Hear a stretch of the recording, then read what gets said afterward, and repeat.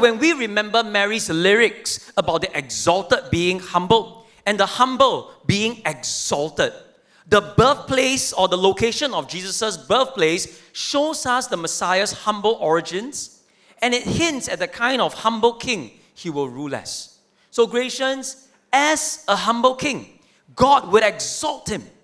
And because Jesus is a humble king who rules righteously, Jesus will bring comfort and relief to the people in the kingdom. So friends, far from being a contingency plan, Jesus coming from Bethlehem was God's big idea all along.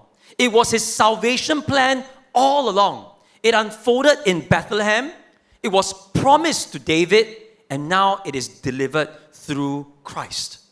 And nobody would have anticipated that such an unimportant place would produce a king that God would covenant with and eventually bring forth the Messiah. You see, God choosing Bethlehem to bring forth the Messiah shows us that what people consider as significant and important is actually not God's priority. Jesus gives us hope that God's promises will be fulfilled through him. This fulfillment of hope will come from the most unexpected and insignificant place. And out of the insignificant Bethlehem, a new ruler would emerge, and he will rule in humble strength and not under insecure weakness or harsh control. So church, let us remember this Christmas that Christ will rule as a humble king. And it means then we can submit to a humble king without fear.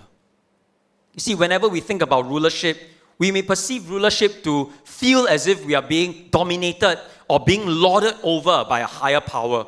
But it's not like that with Christ's righteous rule.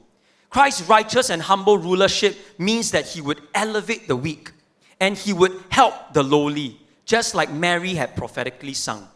But beyond that, let us allow this righteous rulership of Christ to transform our own understanding and experience of rulership and influence as one of bringing help to those who need it. That is how Christ would rule. And it's countercultural to what rulership in the world may look and feel like.